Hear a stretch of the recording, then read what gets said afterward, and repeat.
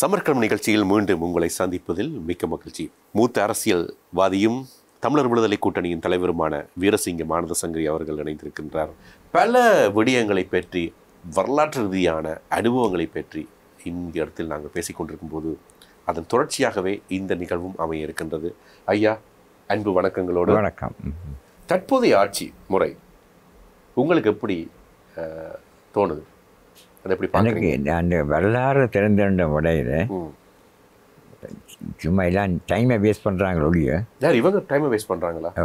எல்லாரும் சேர்ந்து டைமை வேஸ்ட் பண்ணுறாங்க. எதை செய்யணுமென்றதை செய்யக்கூடிய செய்தி இல்லை. நீங்கள் சுதந்திரம் அடைஞ்ச காலத்திலிருந்து எத்தனையோ ஆண்டுகள் வேஸ்ட் பண்ணாத விடயத்தை இவர்கள் வந்து ஒரு வருடங்கள் கூட ஆகவில்லை. எப்படி, எதன் அடிப்படையில் அவர்கள் வேஸ்ட் பண்ணுகின்றார்கள்? நல்ல ஒரு சந்தர்ப்பம் இப்போ ஏற்பட்டு. ஆமாம், அறுதி பெரும்பான்மை அவர்களிடம் இருக்கு. நல்ல ஒரு சந்தர்ப்பம் எப்படி என்றால், இந்தியா என்னுடைய ப்ரொப்போசல் தான் பலரால் வரவேற்கப்பட்டது. 10 மினிஸ்டர்ஸோடு பேசியிருக்கிறாங்க. இந்திய மாடல் எல்லாரும் அதை வரவேற்றுக்கின்றார். ஜேபியோட பேசிக்கல அவர்கள் 3 எடிட்டோரியல் கூட 3 ஆங்கில பேப்பர் எடிட்டோரியலையும் பாராட்டி அதை அவ மரபு தெரிவித்த தாங்களோட இந்தியன் மாடலுக்கு மாறிட்டு அது என்னென்ன சமஷ்டி அண்டு சமஷ்டி அண்டு இல்லை, நாங்கள் சமைச்சு சொல்லி இந்தியன் சமஷ்டி நாங்கள் சொல்லிட்டு அப்போ அந்த அதை நல்ல வடிவாக இன்றைக்கு ஆட்சியில் உள்ள அரசாங்கம் அந்த இந்தியன் மாடலை பற்றி ஒரு என்னோட பேசி பார்த்துருக்கலாம். என்னால் ஏற்கக்கூடியது கடந்த காலத்தை 10 எல்லா அரசாங்கங்களும் ஏற்றுக்கொண்டது. நான் 10 மினிஸ்டரோடு நான் பேசியிருக்கேன். இந்தியன் மாடலில் எல்லாரும் சப்போர்ட், ரணில் கூட சப்போர்ட். நீங்கள் இந்தியன் மாடல்னு சொல்கிறீங்க. அன்று கொண்டு வரப்பட்ட அந்த 13 இன்று அதன் சிறகுகள் இருக்கின்றது, இறகுகள் வந்து பிடுங்கப்பட்டிருக்கின்றது அல்லது வெட்டப்பட்டிருக்கின்றது. இந்த மாடலை ஆதரிக்கின்ற தரப்பும் தமிழர் தரப்புகளில் இருக்கின்றது, எதிர்க்கின்ற தரப்பும் இருக்கின்றது. இந்தியாவை ஆதரிக்கின்ற ஆன்டி குரூப்ஸும் இருக்குது, ப்ரோ குரூப்ஸும் இருக்குது, ஆன்டியும் இருக்கின்றது. இரு வெவ்வேறு கொள்கையுடன் நிறைய முரண்பாடுகள் இந்த தமிழர் தரப்பில் இருக்கின்ற கட்சிகளுக்குள்ளும் இருக்கின்றது. நீங்கள் கூறுகின்ற அந்த மாடல் தமிழர்களுக்கான அடிப்படை பிரச்சனைகளுக்கான தீர்வா? தமிழர்களுடைய பிரச்சனைகளுக்கு ஒரு தீர்வாக அமையுமா? தாராளமாக ஏன் பெறக்கூடாது. எங்கடையாக தான் இப்போ இந்தியன் நான் 10 மினிஸ்டர்ஸோடு நான் பேசியிருக்கிறேன். அது வரும் ரணில். ரணில் அண்மையில் பார்த்துருப்பீர்கள், ரணில் சமஷ்டிக்கு சப்போர்ட் கொடுத்து 1.5 லட்சம் ஓட்டால் தோற்றவர். வரலாறு காணாத ஒரு சம்பவம் அது. அந்த நேரம் அந்த 1.5 லட்சம் ஓட்டு எங்களை தமிழத்தில் கொடுத்துருக்கிறோம். அவர்கள் திசை மாறி போனபடியாக தான் நான் ரணில் தோற்றது. அப்படின்னா நீங்கள் அந்த இப்போது கலைப்புங்கின்ற இந்த மாடலை பற்றி 35 வருடங்கள் கழித்து நாங்கள் கதைக்கின்றோம். 35 வருடங்களுக்கு முன்பே இந்த மாடலை பற்றி நாங்கள் எடுத்திருந்தால் இன்று சிறுக சிறுக அது ப்ளஸ் ஆகி இன்று இவ்வளவு சீரழிவுகள், இவ்வளவு அழிவுகள், இவ்வளவு இடம்பெயர்வுகள், இவ்வளவு குடிபெயர்வுகள், இவ்வளவு காணாமல் போன விடயங்கள் எல்லாம் இருந்திருக்காது தானே? நான் இப்போ உங்களையும் ஒரே கேள்வியை தான் நான் கேட்குறேன். ஏன் அப்போ இவ்வளோ நேரம் செய்யலை? அதை யார் செய்யணும்? மூத்த அரசியல்வாதி நீங்கள் தான். நான் இந்த கடமை செய்துட்டேன். 10 மினிஸ்டர்ஸோடு பேசியிருக்கேன், ரணிலோட பேசியிருக்கேன், ELPஸோடு பேசியிருக்கேன். எல்லாரும் அதை வரவேற்றுக்கின்றார்கள். யாரும் அதை இன்று வரைக்கும் கண்டம் பண்ண இல்லை.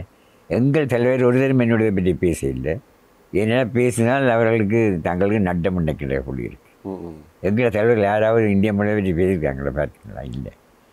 நான் பைத்தியக்காரன் இல்லை. இந்தியன் மாடலை நான் சொன்னால் சரித்திரத்தோடு இணைத்து தான் பார்க்கணும். மகாத்மா காந்தியை சொல்லியிருக்கிறார், இந்தியன் சிசங்கா காண்ட போட்டு ஃபைட். இந்தியாவே ஒரு ஒரு ஒரு நட்பு நாடாக மகாத்மா காந்தியே உறுதியாக அதுக்கு விரோதமாக நடக்கக்கூடாத வகையில் செயல்பட்டுருக்கிறார். கச்சேரி பிரச்சனை கூட நான் ஒரு உலக பேர் அடியோடு உங்களுக்கு தெரியாத கதையோடு நான் சொல்கிறேன் கேளுங்க. தற்போதைய அரசாங்கம் தமிழர்களுக்கான தீர்வுகளை முன்மொழியுமா? அவ்வாறு முன்மொழிந்தால் எவ்வகையான தீர்வுகள் என்பது தமிழர்களுக்கு கிடைக்க வேண்டும் என்பதை நீங்கள் எதிர்பார்க்கிறீர்கள்? அந்த வளரும் பயிரை முளையில் தெரியும்னு சொல்லுவார்கள். வளரும் பயிரை முளையில் தெரியும். நல்ல வசனம். நான் அதை எதிர்பார்த்ததில் ஒரு சிறு பகுதி கூட இவர்கள் அடைய மாட்டார்கள்.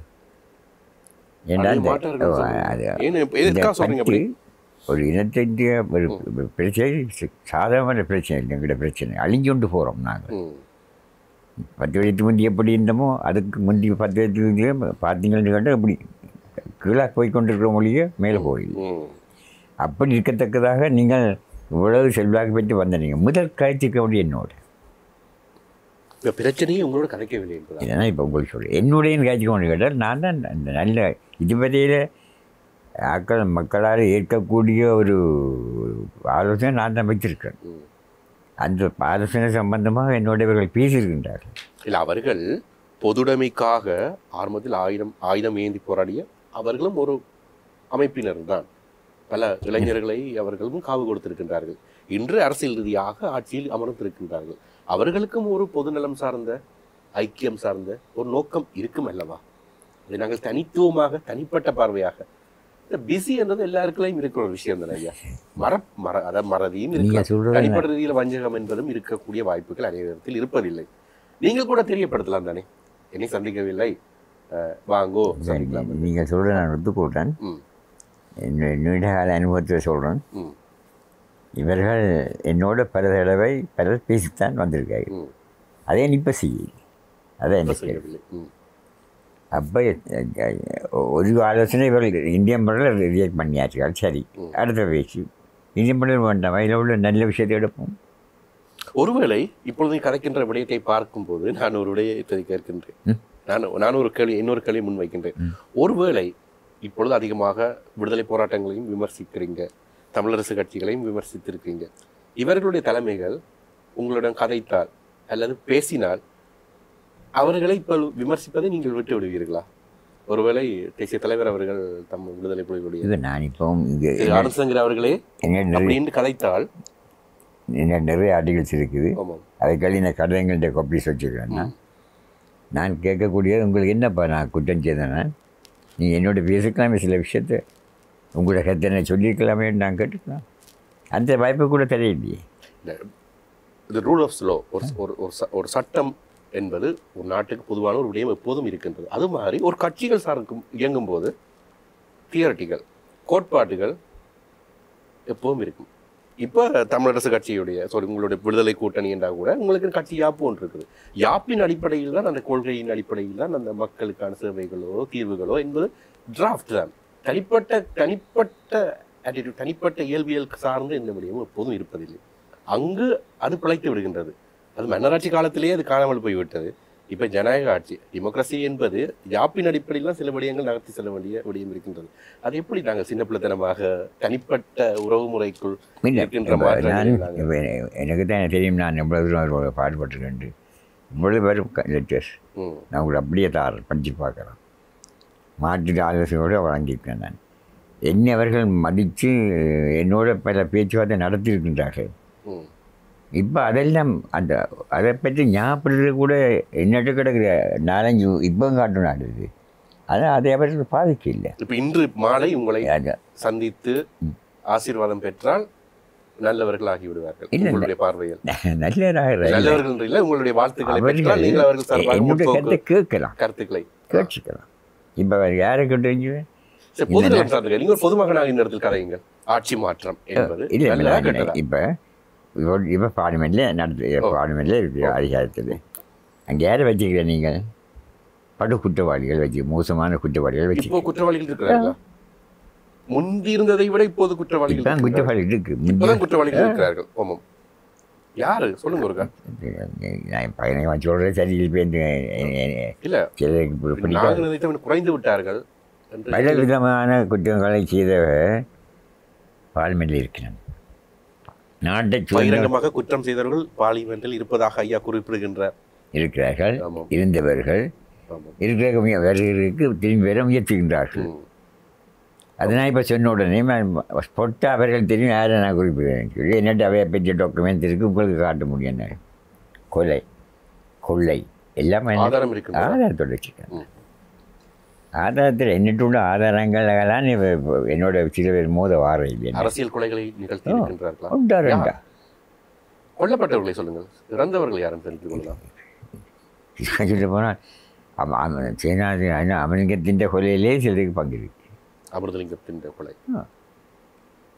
இப்போது மற்றது ஆட்சியில் ஒரு இருக்கின்ற, தடவை இப்போது பார்லிமெண்டில் இருக்கின்ற ஒரு தடவை நபர்களுக்கு பங்கு இருக்கின்றது.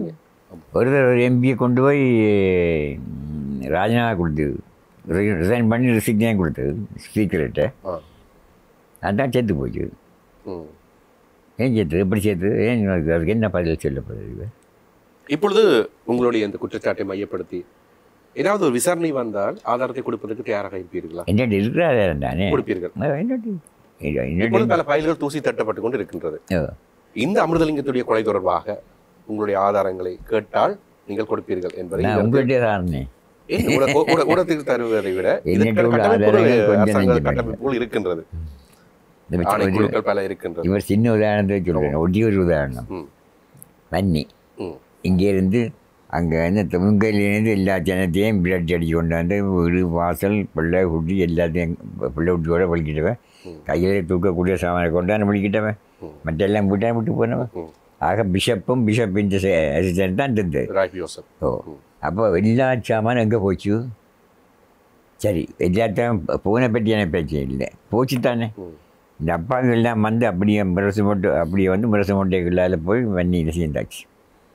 எத்தனை கடிதம் நானே எழுதியிருக்கேன். நான் பன்னிரண்டாக்குறேன், 12 செத்தவங்க, 12 மற்ற ஆண்கள் பெண்கள் இருக்க இடம் இல்லை, மழை பெய்ய தூக்கண்டு ஓடுறது, சின்ன இடத்துக்குள்ள திரும்பியும். யாருக்கு கடிதம் போட்டீர்கள்?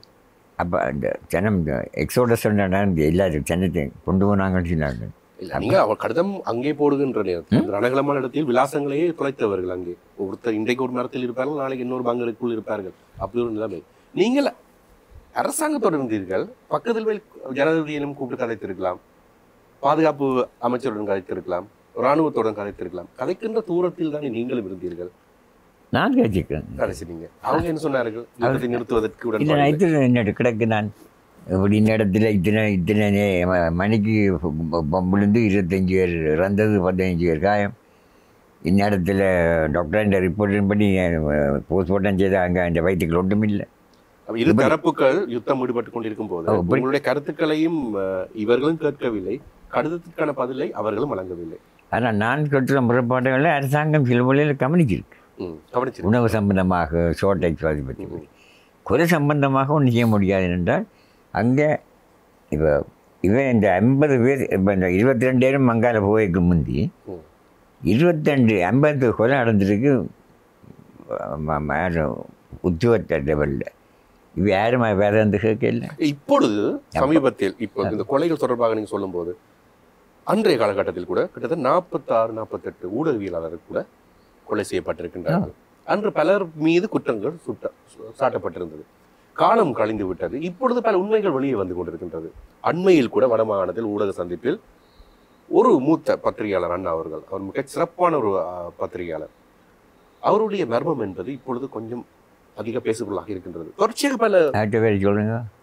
அற்புதன் அவர்களுடைய அற்புதன் ஆரம்பத்தில் அற்புதனுடைய கொலை என்பது புலிகள் மீது குற்றம் சாட்டப்பட்டது. அவர்கள் இல்லை, கருத்து முரண்பாடு காரணமாக குறிப்பிட்ட தரப்பால் அவர் கொலை செய்யப்பட்டார் என்பதை அந்த மூத்த உறுப்பினர் ஒருவர் ஊடக சந்திப்பில் சொல்கின்றார். இன்னும் பல ஊடகவியலாளர்கள் இன்னும் பொதுவாக சொல்லி இலங்கை சார்பில் லசந்தே அவர்களுடைய கொலை இன்னும் துளக்கப்படாத ஒரு மர்மமாக இருக்கின்றது. பிரகித் எளிய கொலையுடைய உண்மைகள் இன்னுமே 100% வெளியே வரவில்லை. இன்னும் சிவராமனுடைய கொலை பிரச்சனையில் இருக்கின்றது. இன்னும் பலர் இருக்கின்றார்கள். சமகாலத்தில் எங்களுடன் பணியாற்றிய பல உடவியலாளர்கள் காணாமலாக்கப்பட்டிருக்கின்றார்கள். பல விடயங்கள் இருக்கின்றது. ஆதாரம் இருந்தால் இந்த அரசாங்கங்களே வெளிப்படையாக சொல்லுகின்றது, ஆதாரங்களுடன் வாருங்கள், உங்களுக்கான தீர்வுகள் முன்மொழிவோம். நாங்கள் பழைய அரசாங்கம் அல்ல, இனவாதம் சார்ந்து செயல்படுபவர்கள் அல்ல, இலங்கைக்கான அரசாங்கமாக அவர்கள் தங்களை முன்னிலைப்படுத்துகின்றார்கள். ஸோ இந்த விடயத்தை நீங்கள் உங்களுடைய ஆதாரத்தை இப்பொழுதாவது கொடுக்கலாம் தானே? ஏன்னா வரலாறு தவறாக இருந்தால் அடுத்த தலைமுறைக்கு தவறான விடயம் தான் கற்பிக்கப்படும். அது மிகப்பெரிய முரண்பாடுகளுக்கு வழி சமைக்கும். ஐயா, முன்னுக்கு வைக்கிறீங்களா ஆதாரத்தை? தவறான விஷயங்கள் தானே.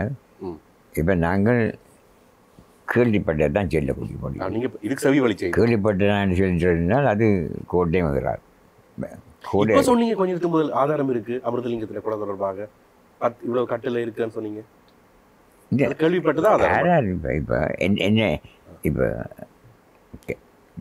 கொலையில் சம்மந்தப்பட்டார்கள் என்று வெளிப்படையாக தெரியக்கூடிய வகையில் சில ஆதாரங்கள் இருக்காது. பிரியப்படாது. என்ன பிரியப்படாது. இப்போ ஒரு எம்பியை கொண்டு போய் ஒரு விட்டுட்டு வர சொல்ல அவர் முடிச்சு போட்டு வந்துட்டார்.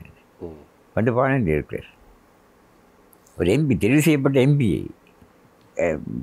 எத்தனையோ ஊடகங்களை கிளறையும் அதை பற்றி அப்போ அக்கறைப்படுத்தி. இது வெறுமனே இலங்கை சார்ந்த விடயம் அல்ல. ஒரு துப்பாக்கி என்பது சுடுகின்றதென்றால் சுட்டவர்களை பற்றி கண்டறிவது சாதனை அல்ல, சுட சொன்னவர்கள் யார் என்பதை பார்க்க வேண்டும். இது இன்று மாற்றமல்ல. கென்னடிய கொலை வழக்கு சரி, காந்தியுடைய கொலையோ சரி, அனைத்துக்கு பிற்பாடும் ஒரு சதி கோட்பாடுகள் இருக்கின்றது. ராஜீவ்காந்தி கொலை கூட இன்னுமே விளக்கப்படாத ஒரு மர்மம் நிறைந்த கொலைதான். அதன் காரணத்தை பார்த்தால் அணிசேர நாடுகளுடைய பிரச்சனை, ரஷ்ய அமெரிக்காவுடைய பிரச்சனைகள், இன்றும் சமகாலத்தில் தொடர்புபட்ட பல மர்மங்கள் இருக்கின்றது. அதை பற்றி கதைத்தால் நேரங்கள் வேறு மாதிரி போய்விடும். ஸோ நீங்கள் இந்த மர்மங்கள் விளக்கப்பட வேண்டும் என்றால், உண்மையை கண்டறிய வேண்டும் என்றால், மூத்த அரசியல்வாதி, நான் நினைக்கின்றேன் 1933ஆம் ஆண்டு பிறந்தவர் நீங்கள், நாட்டின் சுதந்திரத்தை பார்த்திருக்கிறீர்கள், நாட்டின் மாறி மாறி வருகின்ற அரசாங்கத்தை பார்த்திருக்கிறீர்கள், அகிம்சை போராட்டங்களை பார்த்திருக்கிறீர்கள், வியட்நாம் யுத்தத்தை பார்த்திருக்கிறீர்கள், பனிப்பொருள் நடந்த யுத்தங்களை பார்த்திருக்கிறீர்கள், ஆப்பிரிக்காவில் நடந்த புரட்சிகளை பார்த்திருக்கிறீர்கள், அனைத்தையும் பார்த்திருக்கிறீர்கள். உங்களுடைய கட்சி தோற்றம் வரும்போது பங்களாதேஷ் விடுதலை அடைகின்றது. அந்த நேரத்தில் உங்களுடைய கட்சி உரியமாயிருக்கின்றது. 1972ஆம் ஆண்டு 71ஆம் ஆண்டு பங்களாதேஷ் பிறக்கின்றது இந்திரா காந்தி காலத்தில். இவ்வாறான வரலாற்றை பார்த்த நீங்கள் இப்போது இடதுசாரி அரசாங்கத்துடைய ஆட்சியையும் பார்க்கிறீர்கள். இப்பொழுது இவர்கள் சொல்லுகின்றார்கள், வெளியே கொண்டு வருகின்றோம், ஆதாரத்தை தாருங்கள் என்று. ஐயாவின் ஆதாரங்கள் அனைத்தும் எப்பொழுதும் வைக்கப்படும். ஆதாரத்தை கொடுக்கின்றால் நான் என்னோட சம்பந்தப்பட்ட விஷயத்தை ஆதாரத்தை கொடுக்கலாம் முடியும். எனக்கும் செய்தானே நாங்கள் தொடர்ச்சியாக விமர்சித்துக் கொண்டே இருப்பதனால் எந்த பிரயோசனம் இல்லை. நாங்கள் என்னத்துக்கு இன்னொரு கூட சேர்ந்து ஏற இழுப்பதை விட்டு, தமிழர் உரிமை சார்ந்த நீதியை சார்ந்த பிரச்சனைகள் இழுப்பதை விடுத்து விட்டு தொடர்ச்சியாக எதற்காக நம்ம விமர்சனத்தை முன்வைத்துக் கொண்டிருக்கின்றோம்? பிற கட்சிகள் மீதோ பிற எம்பிக்கள் மீதோ இந்த அமல்கத்தின் கூட கடைசியாக யார் ஒரு விட்னஸும் இல்லை. என்ன யாரு பகிரங்கமாக நடந்து யாரு யாரை கேட்குறது? நாங்கள் யார் எந்த கொலையை சொல்கிறீங்க? அமல்கத்தின் கொலை, யோசிந்த கொலை, இதெல்லாம் பின்னணிகள் கணக்கு இருக்குது. நாங்கள் இதில் சொல்ல போனால் நாங்கள் மொக்கினப்படணும் முடிய அதில் வெற்றி. உண்மைதான் என்னென்றால், எந்த சமூக நீதிக்காக துப்பாக்கி ஏந்தப்பட்டதோ அந்த சமூக நீதி தத்தமது சமூகத்தை சார்ந்த அதிகமான நபர்களை அதுகள் சொல்ல போய் நாங்கள் யாரால் எப்படி என்பது இதுவரை உறுதிப்படுத்தப்படாத நிகழ்வுகளாக இருக்கின்றது. ஏனென்றால் ஆயுதம் தரித்த நபர்கள் அந்த காலகட்டத்தில் அதிகமாக இருக்கின்றார்கள். ஆயுதத்துக்கு மொழி தெரியாது, இனம் தெரியாது. அங்கே ஒரு நிகழ்ச்சி ப்ரொபகண்டா கண்டிப்பாக இருந்தது. நீர கண்டவன் கூட சாட்சி வர சொல்ல பயப்படுவான். அப்போ நாங்கள் கேள்விப்பட்டு போட்டு போய் சாட்சி சொல்லி மொக்கினப்படையில் அதுதானே இல்லை. இது மக்களும் பார்த்து கொண்டிருப்பவர்கள் யோசிக்க வேண்டிய விடயம். இப்போ எக்ஸாம்பிள் அண்மையில் நான் ஒரு இன்வெஸ்டிகேஷன் ஜேர்னலிசம் சார்ந்த ஒரு விடயத்தை ஆராய்ந்தேன். ஒரு புலனாய்வு இதழியல் சார்ந்த ஒரு விடயம். அதில் சொல்லப்படுகின்ற விடயம், நாங்கள் இந்திரா காந்தி கொல்லப்பட்டதை பற்றி கதைக்கின்றோம், சஞ்சய் காந்தி கொல்லப்பட்டதை கதைக்கின்றோம், ராஜீவ் காந்தி கொல்லப்பட்டதை பற்றி கதைக்கின்றோம். ஆனால் அவர்களுடைய ஒவ்வொரு கொலைகளுக்கு பிற்பாடும் ஒரு மர்மம் இருக்கின்றது. கொல்லப்பட்டிருக்கின்றார்கள். அவர்கள் இந்திரா காந்தி கொல்லப்பட்ட விதம் என்பது காலிஸ்தான் தீவிரவாதத்தை மையப்படுத்திய சீக்கியர்களால் கொல்லப்பட்டதாக சொல்லப்பட்டது. ராஜீவ் காந்தியை கொலை செய்யப்பட்ட விதங்கள் வேறு விதம் சொல்லப்பட்ட கதைகள் தெரியும். விமானத்தில் அவர் அங்கு செல்லப்பட்டார். ஆனால் இவை அனைத்தும் ஒரு நிகழ்ச்சி நிரலின் அடிப்படையில் நடைபெற்ற நிகழ்வாக ஒரு ஆய்வாளர், சர்வதேச ஆய்வாளர் கூறுகின்றார். வியப்பூட்டுகின்ற பல சம்பவங்கள் இருக்கின்றது. அன்றைய காலகட்டங்களில் உலக அரசியலும் உலக புலனாய்வு கட்டமைப்புகளும் ஊடுருவி பல விடயங்களை செய்தது. அவர்களை வைத்து, அவர்கள் கையை வைத்து அங்கே குத்தி கொண்டு சமச்சீரற்ற நிகழ்வை ஏற்படுத்தி கொண்டிருந்தது. இப்பொழுது ஒரு நாட்டுக்குள் ஒரு இயங்குகின்ற அரசாங்கத்தை எதிர்த்து ஒரு ஆயுத குழு பரிணாமிக்கும் போது பல பிரச்சனைகளை அவர்கள் சந்தித்திருப்பார்கள், பல கோணங்களில் சந்தித்திருப்பார்கள். இந்த நேரத்தில் மூத்த அரசியல்வாதியான நீங்களும் அரசியல் செய்து ஆக வேண்டிய ஒரு கடமைப்பாடு உங்களிடம் இருந்திருக்கின்றது. கண்டிப்பாக உங்களுடைய வார்த்தைகள் எதையும் பிழைத்திருக்காது. உங்களுடைய ஆதாரங்கள், பத்திரிகைகள், தரவுகள், சோர்ஸ் ஆவணங்கள் எல்லாம் இருக்குன்னு சொல்றீங்க. இதை அனைத்தும் உங்களுடைய காலத்திலேயே ஐயா கடவுள் கொடுத்த அருள். நீங்கள் 93 வயதில் இன்று இது விடயத்தை கதைத்துக் கொண்டிருக்கிறீர்கள். இனியாவது சில விடயங்களில் முற்றுப்புள்ளி வைக்கலாம் தானே? அடுத்த தலைமுறைக்கு அந்த வாய்ப்புகளை ஆனந்த் சீரா ஐயா சொல்லியிருக்கிறார். இதான் இந்த ஆதாரம், இதான் முடிந்து விட்டது, நாங்கள் இதை வெளியே கொண்டு வருகின்றோம், இவர்களால் இப்படி நடந்தது, ஏன், எதுக்கு, எப்படி, எங்கே, முடிப்போமா விஷயத்தை? ப்ரெஸ் மீட் ஒன்று போடுவோமா? உங்களோட டாக்குமெண்ட்ஸோட சப்மிட் பண்ணுறீங்களா? இப்போ கிடைக்கிறதே ஒரு ஊடக சந்திப்பு தான். இது அது என்னண்டா இந்த இந்திய அரசியல் சூழ்நிலையில் உண்மையை நேர கண்டவனே பயப்படுறான். சொல்ல இனி யாருக்கு பயப்படணும்? ஏன் ஒரு முழுக்க யார்கிட்ட துவக்கு இல்லை. இப்போ இருக்குன்னு சொல்கிறீங்களா துவாக்கு? எங்க உங்களோட ஊரில் இருக்கா? என்னட்ட இருக்கு. அப்போ கிளிநொச்சி மாவட்டத்தில் இருக்கா? கனவெட்டி இருக்கு. கனவேட்டே இருக்கு. ஆதாரம் தெரிஞ்சால் துவக்கிறாரு. நீங்கள் துப்பாக்கி பயப்படுற ஆளாக இருந்தால் விடுதலை புலிகள் நோக்கி கேள்விகளையும் கேட்டிருக்க மாட்டீங்க தானே? விடுதலை புலிகளை நேரடியாக விமர்சித்த ஒரு மூத்த அரசியல் தலைவர் என்பது ஆனந்த சங்கரி என்பது யாவரும் அறிவார்கள். எனக்கு தெரியும் சில விஷயங்கள் நேர அரசாங்கத்தின் ஆதரவோடு நடந்துருக்கு. ஆதரவோடு அல்லது சில சம்பவங்கள் வடிவ அரசாங்கம் தெரிஞ்சும் அதை பற்றி இப்பொழுது இந்த அரசாங்கம் அவர்களே ஒத்துக்கொள்கின்றார்கள். ராணுவ முகாமிலிருந்து பாதாள உலக குழுவுக்கு ஆயுதங்கள் செல்லப்பட்டிருக்கின்றது. எங்கே போதைப் பொருள் ஃபேக்டரி கண்டுபிடிக்கப்பட்டிருக்கிறது. அரசியல்வாதிகள் பின்னணி இருக்கின்றது, பாதுகாப்பு தரப்பு பின்னணிகள் இருக்கின்றது. அதையெல்லாம் இப்பொழுது சரி செய்து கொண்டு வருகின்றார்கள். ஏனென்றால் ஒரு கட்டுக்கோப்பான ஒரு அரசாட்சி என்பதில் இவ்வாறான விடயங்கள் இருக்கக்கூடாது. அது மக்களுடைய அமைதியின் சமச்சீரை இல்லாமல் ஆக்கிவிடும். அது நிதர்சனமான ஒரு உண்மைதான். இப்பொழுது இருக்கின்ற விடயங்களில் அந்த விடயத்தை வெளிப்படையாக சொல்லலாம். இப்பொழுது நீங்கள் அது நான் சொல்லிட்டு தானே வரேன். இப்போ ஆதாரத்தை ஆதாரத்துக்கு நாங்கள் எங்கே போக முடியும். ஆனால் அவள் செய்த கொலைகளில் எத்தனையோ மர்ம கொலையாக தான் இன்று வரைக்கும் எடுக்கப்பட்டு வருது.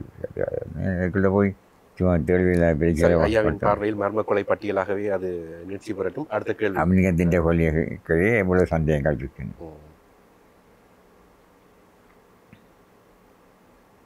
அதனுடைய அது கேள்வி. உங்களுடைய சிந்தனைகள் எங்களுக்கு ஊகிக்கக்கூடியதாக இருக்கின்றது. ஆனால் ஊகம் மாத்திரமல்ல, ஒருவர் மீது விரலை சரியாக நீட்டுவதற்கு ஒரு காரணியாக இருக்கக்கூடாது. பிகாஸ் ஊடகம் என்பது we need a source. ஆதாரங்கள் என்பது முக்கியம். அது ஒரு ஹைப்போதிசன் சொல்வார்கள். ஏன், எங்கே, எதற்கு, எப்படி முழுக்க கண்டறியப்பட வேண்டும். நீங்கள் ஒரு சட்டத்தரணி என்பதால் உங்களுக்கு தெரியும் அத்தனை ஆதாரங்கள் கண்டிப்பாக தேவை. சரி, இல்லை இதுக்கு நான் சொல்லக்கூடிய ஒரே ஒரு மறுமொழி, என்னுடைய வரலாறு உங்களுக்கு எப்படி தெரியுமோ அப்படி பலருக்கு தெரியும். பேப்பரில் மறந்து போய் தண்ணி வேண்டிய பேரை போடுறாங்களே பாருங்க. அதே ஊடகங்கள் உங்களை அதிகமாக கண்டுகொள்வதில்லை இப்பொழுது. அது அது அது மர்மம். இந்த தேர்தலில் நான் 2004ஆம் ஆண்டு தேர்தலில் தோற்கப்படையில் என்ன முடித்தவர்கள் என்ன முடித்தவர்களுக்கு கூட அரசியலேருந்து என்ன முழுதாக ஒழிக்க காரணமாக இருந்தவர்கள் எல்லாம் இன்றைக்கு தலைவர்கள். அவர்கள பேப்பர் தூக்கி வைக்கிறேன். இப்போ நான் பேப்பரில் சொல்ல விரும்பவில்லை. உதாரணத்துக்கு எடுப்போம், எனக்கு ஒரு அவார்டு கிடைச்சது. கிடைச்சது. அதை ஒரு எழுதியிருக்கிறார். பார்த்தீங்கன்னு கேட்டால் அவருக்கு தந்த சொந்த பேரை போட்டு எழுதுகிற தைரியம் இல்லை, உண்மையை எழுதுகிற தைரியம் இல்லை. ஒரு புனஸ் பேரை போட்டு மறத்தான் எழுதுகிறாரு. அவன்டா யுனெஸ்கோ அவார்ட் அதை ப்ரமோஷன். அதை எவ்வளோ கீழ்த்தனமாக விமர்சிக்க தெரியுமா உங்களுக்கு? அதை எப்படி நான் பத்திரிகைகள் போட்டுக்கு தெரியுமா உங்களுக்கு? அந்த பத்திரிகைகளை வச்சு எத்தனை பேர் என்ன போட்டு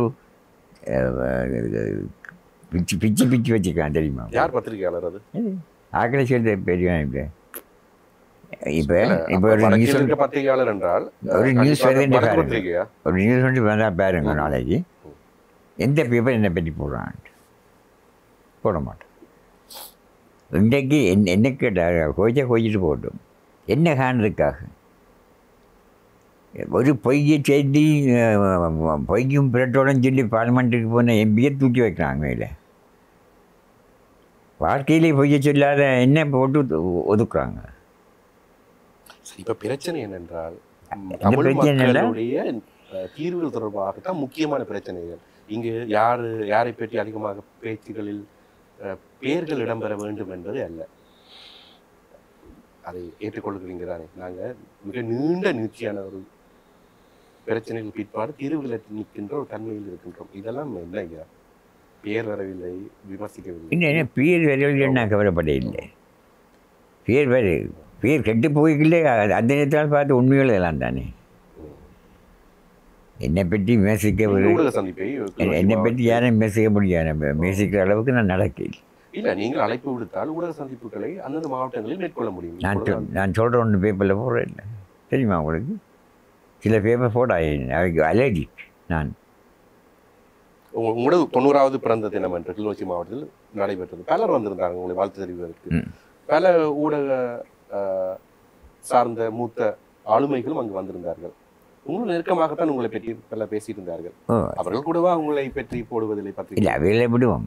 அவ்வளோ பேரும் தான் அந்த உலகத்தை வாழ்கிறாங்களே. அவங்க முக்கியமான பிரதான பத்திரிகைகள் வடக்கு மாகாணத்தில் அங்கே பிரசன்னமாக இருந்தது. சிரிக்கிறீங்க, விளங்குது. இப்போது புதிய ஒரு விடயம் தான் இப்போ நடந்து முடிஞ்சது. எந்த ஒரு ஜனாதிபதியும் இலங்கையில் இதுவரை கைது செய்யப்படவில்லை என்ற ஒரு விடயம் இருந்தது. ஆனால் சமீபத்தில் கைது செய்யப்பட்ட ரணில் விக்ரமசிங்க அவர்கள், அந்த கைது தொடர்பாக நீங்கள் எதை பார்க்கிறீர்கள், எப்படி பார்க்கிறீர்கள்? இந்த ரணில் எனக்கு பிரதான பார்லிமெண்ட் வந்தவர். எனக்கு அவற்றை எல்லாரும் தெரியும். உங்களை நண்பர் என்று கேள்விப்பட்டேன், உண்மையா? இல்லை, பார்லிமெண்ட்டில் நண்பர். பார்லிமெண்ட்டில் இல்லை, மற்ற உண்டாச்சு. நாளைக்கு நான் அந்த அவை நிலைக்கு நான் போகிறேன். மற்றது எங்களுடைய இனப்பிரச்சனை தீர்வில் யாராவது கிட்டத்தட்ட எங்களுக்கு சாதமாக வந்து ரணில் 114 தேர்தலில் சமஷ்டியை வச்சே எங்கடாக்கெல்லாம் அதை பழுதாக்குது. அண்டகிட்ட பிரச்சனை தீர்த்துருக்குமே. அதனால் இந்த அரசியல் பழிவாங்கல் இல்லைன்றால் அது ஒரு என்ன நடந்தேன். நான் பார்லிமெண்ட்டில் வாழ் மெம்பராக இருக்க வேண்டிய ஆள். அவர் குற்றம் செய்யலை, ஒரு குற்றம் நான் செய்யலை. என்ன குற்றம் செய்தான்? சமத்தை கொண்டு வந்து முறையில் போட்டுக்கணும். என்ன ஐயா, பார்லிமெண்ட்டில் நீங்கள் இருக்கணுமெண்டா இங்கே செலக்டட் இல்லை, எலெக்டட். மக்கள் தான் அதை வாக்களிக்க வேண்டும். அப்போ மக்கள் தான் உங்களுக்கு வாக்களிக்காமல் விட்டார்கள். அது மக்களுடைய மக்கள் வாக்களிக்க விட இல்லையே. மக்களை வாக்களிக்காம பண்ணாங்க, அள்ளி கொடுத்தாங்க, கல்லுவோடு போட்டு அந்த அந்த அந்த கதை காலம் முடிஞ்சு போயிட்டு 2009ஓட. அதன் பிற்பாடு இப்போ 15 வருடம் இங்கே இருக்கின்றது. இப்போ தடுப்பதற்கு எந்த ஜனநாயக விரோதமான சக்திகள் அங்கே இல்லை தானே? இப்போது உங்களுடைய அந்த நேரத்தில் பதவிக்கு வந்தவர்கள் இருக்கார்கள், தூக்கி போட முடியல. சரி, அந்த கோபம் இருக்கட்டும். அப்படியே ரணில் விக்ரமசிங்கே அவர்களுடைய கைது தொடர்பாக அதை தொடர்ச்சியாக சொல்லுங்கள். இல்லை, ரணில் சாதாரணமாக பாராளுமன்ற உட்பண்ட வகையில் எனக்கு அவர் தெரியும். அவர் ஜூனியர் எனக்கு பார்லிமெண்ட்டில் தனியார் ரணில் செய்த குற்றங்களை பார்க்க பெரிய குற்றங்கள் இருக்குது. அதுகளை விட்டுட்டு இவையில் துவங்கிறது நாட்டுக்கு ஒரு பெரிய ஒரு அவசியத்துக்கு. அப்போ அந்த பெரிய குற்றங்களை செய்தவர்களை தொடர்ச்சியாக இவர்கள் கைது செய்ய இருக்கிறோம். எத்தனை பேர் இருக்கிறோம்? எங்களுக்குள்ள இருக்கிறோம், எங்கள் தலைவர்கள் இருக்கிறோம், பார்லிமெண்ட்டில் இருக்கிறோம். அவையில் விசாரிக்கணும். முதல் அவங்கள 3 பார்லிமெண்ட் எங்களுக்கு உருப்படி நடக்க இல்லை. ஒரு கால கைஸ் போச்சு, ஒரு பவனியாக போச்சு, மன்னார் போச்சு என்று போய்கொண்டு தானே இருக்கு இல்லையா? அப்போ நீங்கள் சொன்ன அந்த ரணிலை விட பெரிய குற்றங்களை செய்தவர்களை விட்டு ரணிலை கை வைப்பதற்கான காரணம் எதுவாக இருக்கும்? ஏன் அந்த பெரிய குற்றங்களை செய்தவர்களுக்கு கை வைக்கவில்லை? இல்லை, அது இதெல்லாம் இப்போ நியாயத்தின்படி நேர்மையின்படி இவர்கள் செயல்படுறா என்றால் என்னையும் கேட்டுக்கோணும். நானும் நியாயமற்ற முறையில் பாதிக்கப்பட்டவன். ஆக ரணிலால் நான் பாதிக்கப்படவில்லையே. பொதுவான 2 முறை நானும் பாதிக்கப்பட்டு இருக்கிறேன். ஆனால் இது அவர்கள் செய்த சரியென்று நான் பாதிட வரவில்லை. அதை பார்க்க மோசமானதெல்லாம் மறைஞ்சு போயிருக்கு. பிரைம் மினிஸ்டர் பிரசிடென்ட் லெவல்லே அல்ல, பொதுமக்கள் லெவல்லையே பாராளுமன்ற உறுப்பினர்களிலே கணக்கு இருக்கு. எடுக்கட்டு பார்ப்போம். இந்த பாராளுமன்ற உறுப்பினர்கள் எடுத்தால் எத்தனை பேர் பாராளுமன்ற உறுப்பினர் இருக்க தகுதியானவர்கள் காட்டுட்டு பார்ப்போம். என்னென்ன குற்றங்கள் செய்து என்னென்ன மாதிரியான ஆக்கள் இப்போ எல்லோரும் ஒன்று சேர்ந்து அவைக்கு பக்காலத்து வாங்கிட்டு பத்திரிகைகள் ஒரு 10 இப்போ தலைவர்த்த படம் போட்டு அவையெல்லாம் ஒன்று சேர்ந்து விட்டாங்க. சேர்ந்து நீங்கள் செய்த அநியாயத்தை சொல்லுங்க. நீங்கள் மக்களோட ஜனரீதியாக பல நீங்களா இல்லையே? மக்கள் ஜனரீதியாக பல விட்டார்களா இல்லையா? யார் தான் அநியாயம் பண்ணவில்லை? இந்த மாறி மாறி வருகின்ற அரசியல் தலைமையில் யார் தான் அநியாயம் பண்ணவில்லை? புத்தகங்கள் எரிக்க யார் சொன்னது? யாழ்ப்பாண நூலகத்தை எரித்தார்கள், ஆரம்பித்தார்கள். என்னது? யாழ்ப்பாண நூலகத்தை எரித்தார்கள், ஆரம்பித்தார்கள். இந்த இனப்பிரச்சனைக்கான மிக பெரும் தூவம் அதுதான். ஸோ எல்லாரும் தான் அநியாயம் செய்திருக்கின்றார்கள். அவர்களுக்கான தண்டனையோ தீர்வுகளோ இதுவரையும் கிடைக்கவில்லை. நீங்க சொன்ன கருத்துக்கள் படி அனைத்தும் மூடப்பட்டிருக்கின்றது, மர்மமாக மறைக்கப்பட்டிருக்கின்றது. இந்த லைப்ரரி இருக்கല്ലോ, ஆமாம், லைப்ரரியை நான் திறக்கேன்டா அந்த கார்டெல்லாம் அடித்தாச்சு. அந்த சம்பவம் கேள்விப்பட்டேன் தான். காற்றெல்லாம் அடித்தாச்சு. அதை தூக்கி கொண்டு ஓடி போய் லைப்ரரியை பிடி போட்டு திறவை பையன் ஓடினவர் 1,15,000 ஓட்டு எடுத்து வந்திருக்காரு மெம்பராக. கேட்குறேன் அவர் இன்றைக்கு பெரிய ஆள், இன்றைக்கும் எம்பி ஆக்கும் நினைக்கிறேன். நூலகத்தை மீள் கட்டமைப்பதற்கு நீங்கள் காட்டிய முயற்சி அன்றைய நேரத்தில் உண்மைக்கு அது அறியப்பட வேண்டிய விடயங்கள். நான் மற்ற அந்த திறக்க நான் போட்டது மேயர், அது அவைக்கு பிடிக்கல. அது வேறு ஏதோ காரணங்கள் சொல்லுவாங்களாம். மேயர் தான் திறந்தார். சரி, நீங்கள் கிளிநொச்சி மாவட்டம் இன்று நாங்கள் அதை சொல்வதற்கு முக்கியமாக உங்கள் பெயரை யாரும் மறுக்க முடியாது. அந்த மாவட்டம் சார்ந்து நீங்கள் உருவாக்கத்துக்கு இருந்த பங்களிப்பு. தற்போது அந்த மாவட்டம் வாழ்க்கை முறை, வாழ்வியல் முறை எப்படி இருக்கின்றது? என்ன பார்த்து சிரிக்குது. சிரிக்குதா? ஏன் சிரிக்குது? ஏனென்றால் அங்கே இப்போ இந்த கிளிநொச்சி மாவட்டத்தை நான் உருவாக்க எடுத்த முயற்சி, நான் பட்ட கஷ்டம், பட்ட அவமானம் கொஞ்சம் நெஞ்சமில்லை. எதற்காக நீங்கள் உருவாக்க முயற்சித்தீர்கள்? முதலாவது மக்களுக்கு இவ்வளோ சேவை செய்ய, அது பெண் சேவை. ஏனென்றால் பள்ளத்துக்கு போயிடாது, எக்ஸாம் எழுதுன்றால் வேறு இடத்த எழுதுக்கணும். அப்படி கணக்கு ஒரு பர்த் சர்டிஃபிகேட் எடுக்க போகிறோன்றால் துணுக்காயில் உள்ளவன் முதல் 4 மணிக்கு வலிக்கிட்டு போய் அடுத்த நாள் தான் புட்டை போய் பர்த் சர்டிஃபிகேட்டோட யாழ்ப்பாணம். இப்படி பல நேர்மறையான கஷ்டம். மற்ற ஒழுங்காக பாடசாலையை நடக்கிறதில்லை.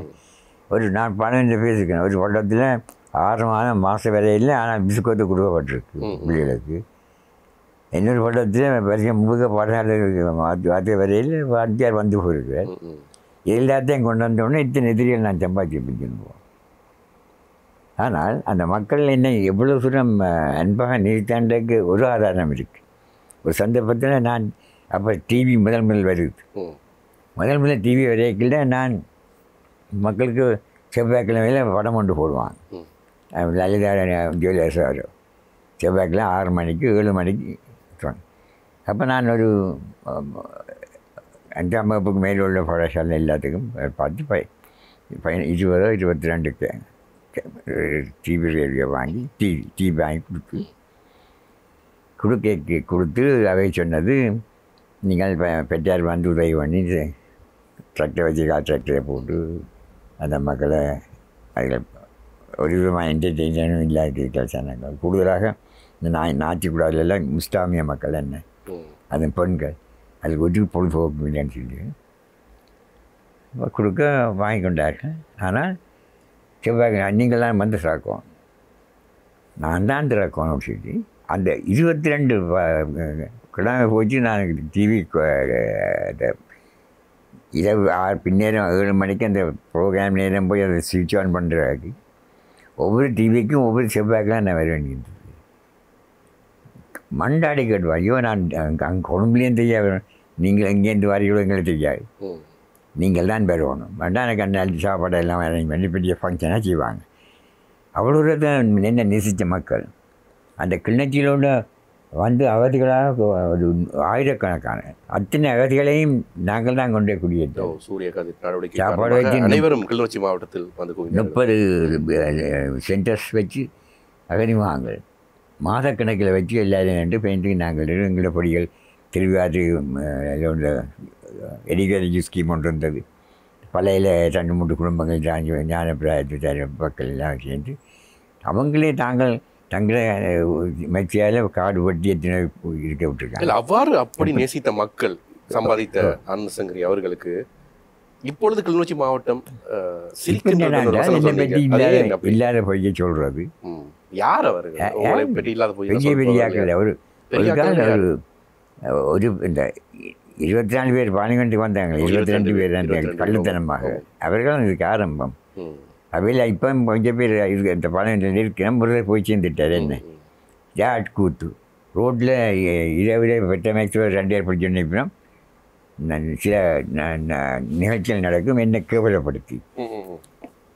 லண்டனில் போய் இறங்கினேன்னா little man from Kilinochchi owns தமிழெல்லாம் ஃபார் ஹிம்செல்ஃப். உங்களுக்கு தெரியாது நான் பட்ட துன்பம் எவ்வளோ ஆனால் நான் தனி மாவட்டம் கேட்டு பேசி முடிய கோல் எம்பி அந்த சிங்கள எஸ்ஐ மினிஸ்டர் பேர் வருதில்லை வெளியே வந்தேன்னா ஆனந்த whether you get a separate district or I don't know, but I am giving you a separate judicial district tomorrow itself. தனி ஜுடிஷியல் டிஸ்ட்ரிக்ட் ஆகித்தாரன் தேவனாக அந்த அதாவது தெய்வ வாக்காடு அந்த மனுஷன். நான் தேவநாயகத்தை வருவானா ஒரு செல்லுக்குள் மாறா சொல்ல மாட்டேன். உத்தமர் நான் கண்ட அரசியல் வழக்கில் பெரிய உத்தமர் அவர். இந்த கேள்வி உங்களை போட்ட காரணமே தெரியாதவர்களுக்கும் புதியவர்களுக்கும் தெரிந்து கொள்ளப்பட வேண்டிய ஒரு விடயம்தான். கிளிநொச்சி மாவட்டம் உருவாவதற்கு அடிப்படை காரணமாக இருந்தவர் ஐயா தான். அந்த வகையில் தான் இந்த கேள்வியை நான் உங்களிடம் கேட்டேன். அப்படிக்கு என்ன கொஞ்சம் தண்ணி பிரிங்கமக்காரர் தான் 2 மாட்டு கூட தண்ணி குடியேற்றவாசிகளுக்கு இல்லை. அதை உண்ணாவிரமிருந்து நடத்தி போராடித்தான் கலைஞர் இப்போ எல்லாருக்கும் 1/4 ஏக்கர் 1/2 ஏக்கருக்கு தண்ணி கொடுத்து வருதுன்றா என்னெல்லாம் இருக்குது என்ன. இப்படி பாடசாலைகள் இந்த யூனிவர்சிட்டி எனக்கு ஒரு அன்றைக்கு ஒரு டாக்டர் கிளிநொச்சி டாக்டர் பேசுகிறார் கூட்டத்தில். இப்போ ஒரு அப்போதைக்கு இல்லாத இடத்துல நான் இருக்க டாக்டர் மாதிரி கிளிநொச்சியில் இருக்காங்க சொன்னார். எனக்கு பெரிய மேலே குளிர்ந்து என்ன அப்படி நான் என்னை மற்றது துணுக்காய்க்கு அங்காலேருந்து கிளிநொச்சி துவங்குது. அதே 700-800 மைல் என்ன இலங்கையிலே மிகப்பெரிய தொகுதி. எழுதுமாட்டு வரைக்கும் ஒரு வீடு விடாமலுக்கு நான் ஒரு வீட்டுக்கு போயிருக்கேன். ஒரு வீடுகள் குறைவு தான். அறிந்தவர்கள் புரிந்து கொள்வார்கள் தங்களுடைய பணிகளை. இப்போ வந்தவர்கள் எல்லாரும். இப்பொழுது ஐயா கேள்வி, ஐயாவிடம் சுருக்கமான கேள்வி. தமிழர்களுக்கான தீர்வை நீங்கள் ஆதரிக்கிறீர்களா? தமிழர்களுக்காக தீர்வுகள் முன்வைக்கப்படும் போது அதை நீங்கள் எப்பொழுதும் ஆதரிக்கிறீர்களா? நான் அந்த இந்தியன் மாடலை தான், இந்திய மாடலை நீங்கள் ஆதரிக்கிறீர்கள். நான் மட்டுமல்ல, ஜிஎல்பியிலிருந்து ராஜபக்ச சரி எல்லாம் சேர்ந்து கிட்டத்தட்ட 10 மினிஸ்டர்ஸோடு நான் பேசியிருக்கேன். ஓகே, அடுத்தது இப்பொழுது யுத்தத்தில் உயிரிழக்கப்பட்ட பொதுமக்கள், யுத்தத்தில் உயிரிழக்கப்பட்ட பல பொதுமக்கள் இருக்கின்றார்கள். அவர்களுடைய நினைவேந்தலை நீங்கள் அங்கீகரிக்கிறீர்களா? அவருடைய நினைவேந்தல்களை நினைவேந்தல் செய்வார்கள் அவர்கள் ஒவ்வொரு வேடங்களும். இல்லை, அது நாங்கள் அவர்கள் தங்களுடைய உடன்பிறப்புகளுக்கு நினைவு வைக்கிற நாங்கள் ஆட்சி வைக்க முடியாது. நான் கலந்து கொள்கிறேன். நான் முடிஞ்சால் எல்லாத்துக்கும் போகிறதுக்கு சந்தர்ப்பம் கிடைக்கிறது இல்லை. அனுதாபப்படக்கூடிய நிகழ்வாக இருந்தால் கண்டிப்பாக நான் போய் தீர்வேன். ஆனால் இப்பொழுது சொன்னீங்க அனுதாபப்படுகின்ற நிகழ்வாக இருந்தால் நீங்கள் போய் தீர்வீர்கள். ஆனால் தங்களுடைய மகனார் கனடாவில் நினைவு தூவி உலகத்திலே அது பேசு பொருளாக இருந்தது. இலங்கையும் அதிகமான விமர்சனங்களை முன்வைத்திருந்தது. தங்களுடைய மகனார் ஹரி ஆனந்த சங்கரி அவர்களால் ஈடுபாடுடன் திறந்து வைக்கப்பட்ட கனடா நினைவு தூவி தொடர்பாக உங்களுடைய கருத்து என்னவாக இருக்கின்றது? எனக்கு அதை பற்றி நான் அறிய விரும்பவும் இல்லை, அதை பற்றி நான் தலையிடவும் இல்லை. விஷயம் தெரியும் உங்களுக்கு? விஷயம் தெரியும். சில பேர் சாதகமாக கேட்பாங்க, பாதகமாக கேட்பார்கள். நான் அவரோட அவர் என்னுடைய மகன்தான். ஆனால் அவருடைய அரசியல் வாழ்க்கையில் நான் தலையிடவில்லை. அது அவருடைய சொந்த முயற்சியும் நல்ல செல்வாக்கோடு இருக்கிற. இங்கேயும் பல சிங்கள மக்களும் அதற்கு பலருக்காக நன்றி பாராட்டம் தெரிவித்திருக்கிறார்கள். என்னுடைய சிந்தனை அவருடைய சிந்தனையோடு எந்த சந்தர்ப்பத்திலும் கலக்கையில். அப்போ இதை ஏற்றுக்கொள்கிறீர்கள்? மகனாக இருந்தாலும் கொள்கைகளும் அரசியல் நோக்கங்களும் வேறு வேறாக இருக்கும்போது அதை நீங்கள் தலையிடுவதில்லை. அவ்வாறு தானே ஐயா இங்கே பல கட்சிகள் இருந்தது, போராட்ட குழுக்கள் இருந்தது. அவரவர்கள் தங்கள் கோட்பாடுகளும் நோக்கங்களுடன் போராடின. இலக்குகள் ஒன்றாக இருந்தது. அதில் ஏன் இந்த 1000 விமர்சனம்? 1000 விமர்சனங்கள் உங்கள் தரப்பில் இருந்து அவர்களை நோக்கி? நான் ஒருவருடன் நான் மோதவில்லை, ஒருவருக்கு மாறாக நான் செயல்படவில்லை. புலிகளோட மட்டும்தான் நான் செயல்பட்டிருக்கேன். ஆனால் புலிகள் ஒரு சந்தர்ப்பத்தில் பிரபாகரன் என்னை பார்த்து தங்கர் அண்ணியான்னு சொல்லியிருக்கேன். நானே அதிர்ச்சி அடைஞ்சேன். மற்ற 18 எம்பிமாருக்கும் பெரிய ஷாக். அதாவது பிரபாகரனுடைய சிந்தனை வேறு, ரோட்டாரோ நின்ற ஃபோனாக வந்து எல்லாரும் சிந்தனை போயிரு சிந்தனை பிரபானுக்கு 6-7 கடிதம் வழி இருக்குது பாரதங்கள் மாதிரி அது நான் உங்களுக்கு தருவேன். நீங்கள் விடுதலை புலிகள் விஷயத்தை கலைப்போம் ஏனென்றால் ஓகே விடுதலை புலிகள் அதே ஏக காலத்தில் பல 50க்கு மேற்பட்ட குழுக்கள் ஆயுதங்களை ஆனால் அவர்களுக்கு மூத்த அரசியல்வாதி நீங்கள் தானே. உங்களை போன்ற செல்வநாயகம் அவர்கள், ஜிஜி பொன்னம்பலம் அவர்கள், அமிர்தலிங்கம் அவர்கள், திரு வி ஆனந்த் சங்கரி அவர்கள் இவ்வாறு பலர் இருக்கும்போது அந்த அரசியலில் ஏற்பட்ட பிழைதானே இளையோர் மத்தியில் ஆயுதங்கள் கையில் திணித்தது. ஒரு 16 வயது ஒரு சிறுவன் எதற்காக கை துப்பாக்கி ஏந்த வேண்டும்?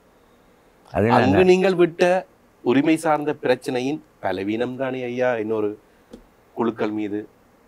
அவர்களே ஆயுதம் தூக்க சொல்லி என்கரேஜ் பண்ணே இல்லை. நீங்கள் சரியாக அரசியல் ரீதியான தீர்வுகளை முன்வைத்திருந்தால் இந்த பிரச்சனை வந்திருக்காதானே. இப்ப சுதந்திரமடைந்த இந்தியாவில் ஜின்னா என்பவர், நேரு என்பவர், காந்தி என்பவர்கள் மூவரும் தத்தமது உரிமைக்காக சரியான முறையில் நடாத்தி பாகிஸ்தானை தனி நாடாக ஜின்னா கொண்டு வருகின்றார். அதோடன் ஒரு தனி நாடுக்கான அங்கே ஒரு விடயங்கள் நடந்து முடிந்தது. அரசியல் ரீதியாகத்தான் அங்கே நாடுகள் நடைபெற்றது. உங்களிடம் ஒப்படைக்கப்பட்ட பணிகளை அன்று சரியாக செய்திருந்தால் இன்று இவ்வளவு இளைஞர்கள் ஆயுதம் ஏந்தி தங்களை என்னுடைய சிந்தனையின்படி அந்த விஷயத்தில் என்னுடைய பங்களிப்பு பாராட்டக்கூடிய குற்றம் காணக்கூடிய பங்களிப்பல்ல. நான் எதையும் என்கரேஜ் பண்ண இல்லை. ஆனால் என்கரேஜ் பண்ண முடியாததை சரியானதை நான் தனியாக சொல்லக்கூடிய வகையில் சொல்லித்தான் வந்திருக்கின்றேன். நான் எதையும் தூண்டி விட்டு அவருடைய எந்த சம்பவத்திலையும் ஈடுபட நான் வட்டுக்கோட்டை தீர்மானம் என்று நீங்கள் எங்கே இருந்தீர்கள்? நான் பார்லிமெண்ட்டில் இருக்கேன். பார்லிமெண்ட்டில் இருக்கிறீங்க. அதை அப்போது ஆதரித்தீர்களா? அப்போ அது கட்சியின் தீர்மானம் தானே. உங்கள் கட்சியின் தீர்மானம். பார்லிமெண்ட்டில் நீங்கள் திரு வி ஆனந்த் சங்கரி வட்டுக்கோட்டை தீர்மானத்தை ஆதரித்தீர்கள். பார்லிமெண்ட்டில் வழிமுறைகளை நீங்கள் காட்டவில்லையே. சொன்ன விடயத்தை எந்த வழிமுறையில் அடைவதற்கான வழிகளை நீங்கள் காட்டவில்லை. நான் எப்பொழுதும் கொஞ்சம் சாத்திய போராட்ட அடையாளம் அப்படிதான் நான் பேசுவேன். அப்படிதான் நான் நடந்தது. நான் ஒரு வேலையும் எதிரியாக கணிக்கவில்லை, அப்படி செய்யவில்லை. செய்யக்கூடியதை புத்திமதி சொல்லி செய்விச்சிருக்க முடியும். நான் பலாத்காரத்தை எண்டையும் தூட்டேன். நான் சரி, உங்களோட சாத்வீகமாக நீங்கள் அதை அடைந்தீர்கள். அந்த அடைவு மட்டத்தை அடைகிறதுக்கான ஒரு வழிமுறையாவது கிடைத்ததா? இது எப்படியோ நான் என்னுடைய பங்களிப்பு உண்டு தானே. என்னுடைய பங்களிப்பு நிச்சயமாக என்னுடைய பங்களிப்பு உண்டு. இப்போ உதாரணமாக 2004ஆம் ஆண்டு பார்த்திங்கன்னா அமரர் வந்த பிறகு பாட்டி அங்கே இல்லை. அப்போ நான் தான் வந்திருக்க வேண்டிய 4 வருஷத்துக்கு பிறகு கமிஷனருக்கு சொல்லி போட்டுக்கு சம்மந்தம் கேட்டால் சம்மந்த சொன்னார் என்ன தலைவராக்கிறதா நான் வருவேன். நான் அப்படி சரி சொல்லலாமா பிரச்சனை. அதே மாதிரி சேனா ராஜா தான் அமிர்த இடத்துக்கு தான் பெறணும்னு சொல்லி இடம் பிடிச்சவர். பேந்து தான் எனக்கு இந்த பென்ஷன் வராது அப்படின்னு சொல்லி நான் நீலே 6 பக்கத்தில் நீங்களே கடிதம் முடியும். 5 பக்கத்தில் ஒரு கடிதம், 1 பக்கத்தில் ஒரு கடிதம் ரிசைன் பண்ணி சேனாராஜா போச்சு. எனக்கு தான் நான் கேட்கல. எப்பொழுது நான் 4 தினம் வேறாக்களை விட்டு கொடுக்குறேன் ஒழிய நான் இந்த பதவிக்காக ஆசைப்பட்டேன். கட்சி தான் எனக்கு முக்கியமாக தெரிஞ்சது. கட்சி தலைவர்களாக எனக்கு தலைவர்களாக தெரிஞ்ச ஒழிய இடையில் உள்ளவருடைய திருவிழாக்களுக்கு நான் பங்காளியாகி இன்றைக்கு நான் பதவி கேட்டு ஒரு நாளும் சண்டை பிடிச்ச கிடையாது. பதவியை நான் மற்றவர்களுக்கு விட்டு கொடுத்தேன். நிறைய ஆதாரங்கள் இருக்குது. நிறைய கிட்ட தடியால் கூட தொடக்கூடாத ஆக்கினா நான் விட்டுருக்கேன். சரி போய் பிள்ளைங்கோன்ட்டு. இப்போ கடைசியாக நடந்தது. சரி, கடைசியாக நாங்கள் உங்களுடைய கட்சி சீர்திருத்தம் தொடர்பாக கிடைக்கலாம். தமிழரசு கட்சி, தமிழர் விடுதலை கூட்டணியுடைய எதிர்காலம் என்ன? தமிழர் விடுதலை கூட்டணி நான் இப்போவும் என்னுடைய நிலைப்பாடு சேம். நல்ல தீர்வு நான் கேட்டிருக்கேன். நான் முன் வச்சிருக்கிறேன். அதை பல இடத்துல ஆதரவு தரக்கூடிய ஆக்கள் இருக்கிறேன். ஆனால் ஏற்கனவே குழப்பினாக்கள் இப்போ குழப்பி கொண்டிருக்கின்றார்கள். அதெல்லாம் இனி சரியாக போகிறதில்லை. இப்போ அடுத்த என்னுடைய முயற்சி இந்த அடுத்த தேர்தல். இப்போ என்ன மாகாண சபை தேர்தல், மாகாண சபை தேர்தல் எந்த தேர்தல் இனி வந்தாலும் நாங்கள் கேட்பது முடிவெடுத்துட்டேன் நாங்கள் எல்லா இனி வரப்போகிற தேர்தல் எல்லாம் கேட்போம், எல்லாரையும் ஒன்றாக சேர்க்கிற நோக்கத்தோடு தான் நாங்கள் செயல்பட முடியும். பலாக்காரம் அல்ல. இந்த தமிழ் இனத்துக்கு அது பொதுவாக எல்லோருக்கும் இருக்கின்றபடி இருந்தாலும் விகிதசாரம் கொஞ்சம் அதிகமாக இருக்கும்னு நினைக்கின்றேன். இந்த நண்டுகள் இருக்குதானே, ஒரு வாளிக்கல் நண்டு போட்டால் அதுவும் தானும் மேலே ஏறாது, மெட்ட நண்டுகளையும் மேலே ஏற விடாது. இந்த பதவி, கட்சி தலைமை, இந்த லட்சணத்தில் இவ்வளவு உயிர்களும் இவ்வளவு பொதுமக்களும் இவ்வளவு பொருள் உடைமைகளும் இழக்கப்பட்ட ஒரு சமூகத்துக்கு எவ்வாறு நீதி கிடைக்கும்? தங்கள் குடும்ப சண்டையை பிடித்து கொண்டிருந்தார். என்னுடைய இது ஐயா உங்களோட கட்சிக்கு மாற்றம் நான் சொல்ல வரவில்லை, அனைத்து கட்சிகளிலும் இந்த பிரச்சனைகள் முகம் சுளிக்க வைக்கின்றது. உண்மையா புதிய தலைமுறை, அடுத்த தலைமுறை இப்பொழுது அட்வான்ஸா அதை நவீனமயப்படுத்தத்தோடு வருகின்ற ஒரு தலைமுறைக்கு இந்த சம்பவங்கள் அவர் கேலி கூத்தாகத்தான் இருக்கின்றது. இல்லை, இப்போ என்னுடைய திட்டம் கடைசியாக இந்த தமிழர்களுடைய கூட்டணி தமிழ் மக்களுடைய பிரச்சனையை எடுத்தது 72ஆம் ஆண்டு தந்தை செல்வா, ஜிஜி பொன்னம்பலம், தொண்டம்மன் ஆகிய சேர்ந்து அந்த அமைக்கப்பெல்லாம் நான் இப்போ இருக்கிறேன். நான் இடையில் அந்த பதவியை அதை குழம்பி அடித்து போட்டு குறுக்கால பிச்சு கொண்டு போனவர்கள் தான் இன்றைக்கு தமிழரசு கட்சியின் சார்பில் இல்லை தீர்வு வரும்போது ஐயா ஓகே விமர்சனங்களை ஒரு பக்கம் விடுவோம். அவர்கள் தங்களை பார்த்தார்கள் ஒழிய ஒரு தீர்வுக்கும் அவர்கள் இதுவரை வரையில் எந்த தமிழரசு கட்சியை நான் பகிரங்கமாக கேட்குறேன். நான் என்று உங்களுக்கு இந்த பதவியை வகிக்கிற தகுதி இல்லை. நீங்கள் இப்பொழுது தீர்வு தொடர்பாக வேறு ஒரு இந்தியாவோ அல்லது வேறு நாடுகளோ அல்லது தேசிய சக்திகளோ உங்களை அனைவரும் இணைந்து வேறுங்கள்னு சொன்னால் அங்கே செல்வீர்கள் தானே? நான் ஜீவன், நான் தயார். அதில் போய் உட்கட்சி பிரச்சனைகளோ மோதல்களோ முரண்பாடுகளையோ அது அழகில்லை. நான் இப்போ ஏற்கனவே சொல்லிட்டேன். கடைசியாக இப்போ நம்மளும் தந்தை செல்வம், தொண்டமான ஆகியோருக்கு உருவாக்கின கட்சி, அந்த கட்சி தான் நியாயமான கோரிக்கை முன் வச்சிருக்கிறது. அந்த கட்சியை குழப்புறதுக்காகத்தான் நீங்கள் தமிழரசு கட்சிக்கு புத்துயிர் கொடுத்தவர்கள். தமிழக கட்சிக்கு புத்துயிர் கொடுத்தவர்கள் தமிழரசு கட்சியின் பெயரால் செய்த குற்றங்களை மறைக்கிறதுக்காக தாங்கள் கூட்டணின்னு சொல்லி கொண்டிருக்கிறார் ஒழிய தமிழரசு கட்சின்னு சொல்கிறார் ஒழிய தமிழரசு கட்சியாக என்று சொல்கிறதுக்கு தகுதி யாருக்கும் இல்லை என்று என்னுடைய கருத்து. தமிழரசு கட்சியில் உள்ள அத்தனை பேரும் உண்மையாக அவர்கள் தலைவர்களுக்கு விசுவாசமாக இருந்தால், அந்த செல்லாக அவர்கள் விசுவாசமாக இருந்தால், தமிழ் மக்களுக்கு அவர்கள் விசுவாசம் இருந்தால் நான் காட்டின வழி, நான் பண்ணுற காட்டின வழி அல்ல, தந்தை செல்லா ஜிஜி பொன்னம்பலம் ஒன்று சேர்ந்து காட்டினபடி. இந்த இரண்டு பெருந்தலைவர்களும் இணைந்த பொழுது அகில உலகத்தில் வாழ்கிற சகல தமிழ் மக்களும் பாராட்டுவார்கள். அந்த தலைவர்களுடைய பாராட்டு பெற்ற அந்த கட்சியைத்தான் நான் இப்போ வச்சிருக்கேன். அந்த கட்சியின் தலைவர் தான் நான். அந்த கட்சியின் தலைமை நான் யாருக்கும் கொடுக்க தயாராக இருக்கிறேன். ஆனால் நான் இப்போ பகிரங்கமாக அழைக்கப்பட்டிருக்கேன். நான் சுரேஷ் சுமந்திரனோட நான் பேசியிருக்கேன். சுமந்திரனோட நான் பேசியிருக்கேன். தயவுசெய்து தமிழரசு கட்சி அது முடிஞ்ச பதில் சொன்னார். அவர் என்ன பதில் சொன்னார்? இல்லை, அவர் ஒன்றும் சொல்ல மாட்டார் தானே, யோசிப்போம் அண்டுவேன் அப்படியா சொல்லியிருப்பேன். அப்போ மற்ற கட்சிகள் எல்லாம் தமிழரசு கட்சியின் பேரை சொல்லி எப்போவோ சித்த தந்தை செல்வத்தினுடைய பேரை வச்சு கொண்டு கூத்தாடுறார்கள். இல்லை, நீங்கள் அப்படி என்றால் இதற்கு கொஞ்ச நேரத்துக்கு முதல் தான் நீங்கள் சொன்னீங்க தமிழரசு கட்சி சட்டவிரோதமானது. ஆனால் அந்த கட்சியை சார்ந்த மூத்த பாராளுமன்ற உறுப்பினரும் தற்போது அவர் வந்து ஜனாதிபதி சட்டத்தரணியும் கூட சுமந்திரன் அவர்கள் நல்ல மூத்த ஒரு ஆளுமை மிக்க சட்டத்தரணி. அவரையும் இப்பொழுது உங்கள் கட்சியை பொறுப்பெடுக்குமாறு கூப்பிடுகிறீர்கள் என்றால் சட்டவிரோத கட்சி என்று இப்பொழுது நீங்கள் சுட்டி காட்டியிருந்தீர்கள் தமிழரசு கட்சியை. தமிழரசு கட்சி அவருக்கு தெரியத்தான் வேணும். என்ன தமிழரசு கட்சியை இந்த பேரை சொல்லி அவர்கள் வளர்ந்த ஒழிய சேனாராஜா எல்லாம் செய்ய முடியாத துரோகம் எல்லாம் செய்ய தான் தலைவராக வந்தவர்.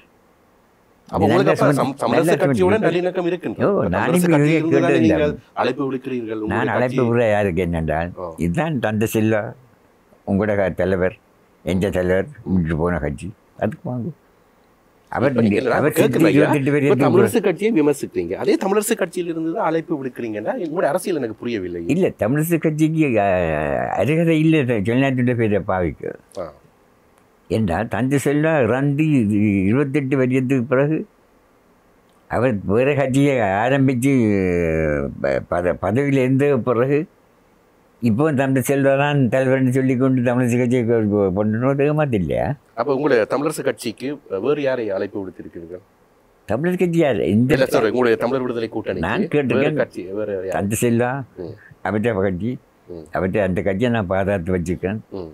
ஏதா நான் தப்பு தண்டை செய்தால் சொல்லுங்க, இந்த கட்சியை பேரம் பண்ணுங்க வந்து எல்லாரும் பேருங்க. ம். அந்த கட்சி கூட எல்லாம் வச்சு தமிழ் விடுதலை கூட்டணியை பலப்படுத்தும். ம். நீங்கள் உங்களுடைய கட்சியில் உள்ள கிளைகளையும் எல்லாத்தையும் நீங்கள் தொடக்கில் தானே எங்களோட தந்தை செல்வான்ற பேரில் தானே இருக்கிறீர்கள். ஆமா. தந்தை செல்வா விட்டுட்டு போன இந்த கட்சி தானே உங்களே இல்லையே. ம். எல்லோரும் வந்து தயவுசு தான் எங்களோட சேர்ந்து வாங்குவோம். நான் எனக்கு பதவி ஒன்றும் தேவையில்லை. நான் நல்ல கட்சியை அவமானப்படுத்தலை. கட்சி கொண்டு ஒரு பெரிய சொத்து நான் சேர்த்து வச்சுருக்கிறேன். நான் கட்சி கொண்டு நிரந்தரமான காரியாலயம் இருக்குது இன்றைக்கு.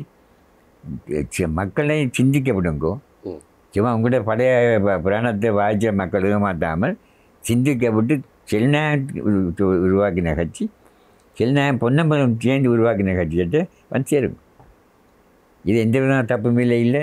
இதைத்தான் என்னுடைய நிலைப்பாடாக இருக்குது. கடைசி வரைக்கும் என்னோட உயிர் இருக்கும் வரைக்கும் இந்த லட்சியத்தை தான் நான் முன்னெடுத்து.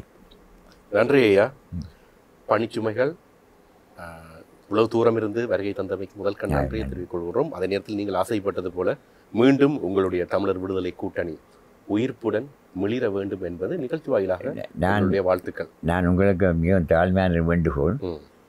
இதுவரை காலமும் ஒரு உண்மையான நேர்மையாக அரசியல் செய்த ஒரு அரசியல்வாதியை கவுரம் தந்து காது கொடுத்து கேட்டது நீங்கள் சொல்கிறேன். மற்றவர்கள் கேட்டுக்கொண்டு போவார்கள். திரும்பி பார்த்த உடனே புரண்டு சொல்லிட்டு தான் போவார்கள். இல்லாத பொய்யெல்லாம் சொல்லுவார்கள். ஆண்டவன் சாட்சியாக, தந்தை செல்வா, ஜிஜி பொன்னம்பலன் தலைவர்கள் சாட்சியாக நான் யாரையும் ஏமாற்றம் கிடையாது. யாருடைய சொத்தையும் நான் எடுத்தது கிடையாது. நான் சொத்து சேர்த்து தான் பாட்டிக்கு வச்சுக்கிறேன். நான் எதையும் கொண்டு போகவில்லை. இந்த கட்சியின் பெருமதி இன்றைய கட்சியினுடைய இடம் கிட்டத்தட்ட 100 மில்லியனுக்கு போகும். அதை காப்பாற்ற வேண்டிய கடமை செல்வத்தின் ஐயா என்ற பேரை, ஜிஜி பொன்னம்பலம் ஐயா என்ற பேரை ஒன்று சேர்த்து யார் சொல்கிறீங்களோ நீங்கள் தான். அதனுடைய நீங்கள் போகிற பிள்ளை பாத பிள்ளை. நீங்கள் ஜிஜி பொன்னம்பலத்தை தூத்துவீர்கள். ஜிஜி பொன்னம்பலம் செல்வம் ஐயா வர நேராக போய் அவரை தழுவி கம் செல்வா வர்க்கனை டூ போய் கொண்டு எத்தனையோ வருஷம் காலம் தங்களுக்கு இருந்த வேற்றுமையை மறந்து 77ஆம் ஆண்டு இருந்த நிலைமைக்கு கொண்டாந்த பெருமை ஜிஜி பொன்னம்பலத்துக்கு உண்டு. அது நாங்கள் மறக்கலாய். அவற்றை பெருந்தன்மை, அவற்றை பிள்ளைகள் ரெண்டும் அவற்றை பேரை கெடுத்து கொண்டிருக்கக்கூடிய அவர்கள் எந்த விதத்திலும் ஜிஜி பொன்னம்பலம் என்ற பேரை வளர்க்கிறதாக எனக்கு தெரியல. அவரை பேசாத நல்லா இருக்குன்னு கேட்டால் ஜிஜி பொன்னம்பலத்தை கொண்டேன் சாயக்கில் சாகிறதுக்கு 5 நாளைக்கு வந்து நான் அவருக்கான கீப் த ஃப்ளாக் ஃப்ளைங்கன்னு சொல்லி போட்டு போனவர். தமிழரசு கட்சி ஃப்ளாக் இல்லை, காங்கிரஸ் ஃப்ளாக் இல்லை, கூட்டணி ஃப்ளாக். தொடர்ச்சியாக நாங்கள் இப்படியே கதைத்து கொண்டிருக்கலாம் ஐயா. நேரங்கள் எங்களுக்கு பிரச்சனையாக இருக்கின்றது. நன்றி. சரி, நீங்கள் எப்போ விரும்பினாலும் என்ன விஷயத்தை பற்றி பேச மாட்டேன், நான் வருவேன். நீங்கள் எப்பொழுது வேண்டுமானாலும் வந்து கதைக்கலாம். எனக்கு ஒன்று நீங்கள் செய்யணும். இதுவரை காலம் திட்டம் போட்டு என்னுடைய பேரை நாசமாக்கியிருக்கிறார்கள். அவர்கள் யார் என்பதை ஊடகங்கள் பெரிதாக்கி இருக்குது. சிலர் அந்த கோடிக்கணக்கில் காசு வாங்கி சம்பாதிச்சு மக்களை இந்த ஏமாற்றி சேர்த்த காசுகள். என்னிட்ட காசும் இல்லை, யாரும் காசு சந்தேகம் கிடையாது. அப்படி பெருசாக யாரும் காசு சந்தேகம் இல்லை. மக்கள் சேவைக்காக உருவாக்கின கட்சி இன்றைக்கு தனிப்பட்ட கட்சி பிரச்சனைகளுக்காக நாங்கள் கவலைப்படுவது நீங்களுடைய நியாயமான கோரிக்கைகள் என்பது ஏற்கனவே இருந்த காசு கட்சிகளில் எலெக்ஷன் கேட்டான். எனக்கு கிடைச்ச ஓட் $100,000 10 மில்லியன் கிடைச்சது. அது என்னுடைய மாநிலம் எல்லாம் கட்சிக்கு தான். எனக்கு எந்த ஒன்று இல்லை, கட்சி தான். நான் தான் கட்சி. உங்களுக்கு மக்கள் முக்கியமாக கட்சி முக்கியம்? எனக்கு மக்களை காப்பாற்றுறதுக்காக நான் வாழ்கிறேன். அதுக்கு தான் முடித்துக் கொள்ளலாம். சரி, இன்றைய நிகழ்ச்சியில் சிறப்பு அரசியல் மூத்த தலைமையாக வருகை தந்திருந்தவர் வீரசிங்க மானத்தசங்கரி அவர்கள். இவர் மூத்த அரசியல்வாதி, பல தசாப்தங்கள் தலைமுறைகளை கடந்த ஒரு அரசியல்வாதி, பல மாறி மாறி வருகின்ற அரசாங்கங்களை பார்த்தவர், வலதுசாரிகளை பார்த்தவர், இடதுசாரிகளை பார்த்து கொண்டிருப்பவர். அந்த வகையில் இந்த நிகழ்வு உங்களுக்கு பல வரலாற்று தகவல்களை வழங்கிய ஒரு முக்கியமான பயனுள்ள நிகழ்வாக அமைந்திருக்கும் என்ற நம்பிக்கையுடன் மற்றும் ஒரு அரசியல் தலைமையுடன் மற்றும் ஒரு நிகழ்ச்சியில் உங்களை சந்திக்கும் வரை உங்களின் அன்பின் நான் எல்ரோய் அமலதாஸ். வணக்கம்.